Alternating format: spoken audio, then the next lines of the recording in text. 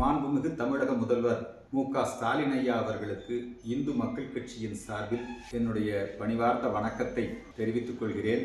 வருகின்ற 25ஆம் தேதி நாடு முழுவதும் ரத சப்தமி உற்சவம் எல்லா திருக்கோயில்களிலும் வெகு சிறப்பாக கொண்டாடப்படுகிறது. குறிப்பாக கோயில் மாநகராம் காஞ்சி, நகரேசு காஞ்சி என்று சொல்லுவார்கள். காஞ்சி தலைவனாக ஏற்றுக்கொண்ட உங்களுக்கு காஞ்சிபுரத்தின் பெருமையை சொல்ல தேவையில்லை.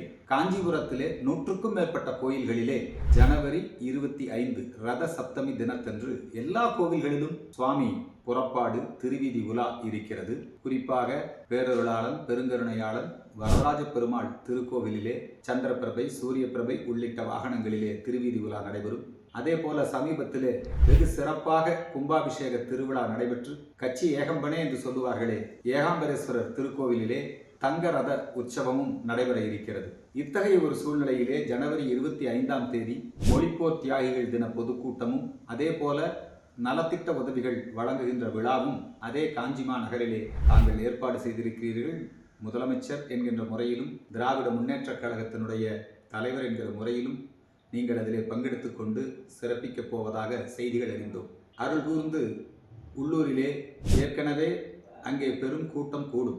எல்லா கோயில்லையும் அந்த திருவீதி உலால ஆயிரக்கணக்கான மக்கள் கூடுவாங்க. காஞ்சிபுரத்தில் எங்கே பார்த்தாலும் எள்ளு விழுந்தா விழுகாது, அந்த மாதிரி ஒரு கூட்டம் அங்கே இருக்கும். எல்லா கோயிலும் விசேஷம். இப்பவே முதலமைச்சர் வந்து கலந்து கொள்கின்ற கூட்டம் என்கிற காரணத்தினால் திருக்கோவில் நிர்வாகங்களுக்கு பல்வேறு விதமான நிர்பந்தங்களை ஏற்படுத்துகிறார்கள். நீங்கள் திருவீதி உலாவை கொஞ்சம் முன்கூட்டியே முடித்து கொள்ள வேண்டும்.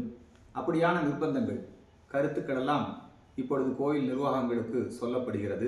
தாங்கள் உங்களுடைய நிகழ்ச்சியை அடுத்த நாளோ அல்லது அதற்கு முன்பாகவோ ரத சப்தமி திருவிழா காஞ்சிபுரத்திலே இருக்கக்கூடிய அனைத்து திருக்கோவில்களிலும் நடக்கக்கூடிய அந்த திருவிழாவுக்கு இடையூறின்றி உங்களுடைய விழாவை அமைத்துக் கொள்ள வேண்டும். ஆன்மீகத்திற்கு மதிப்பு கொடுங்கள்.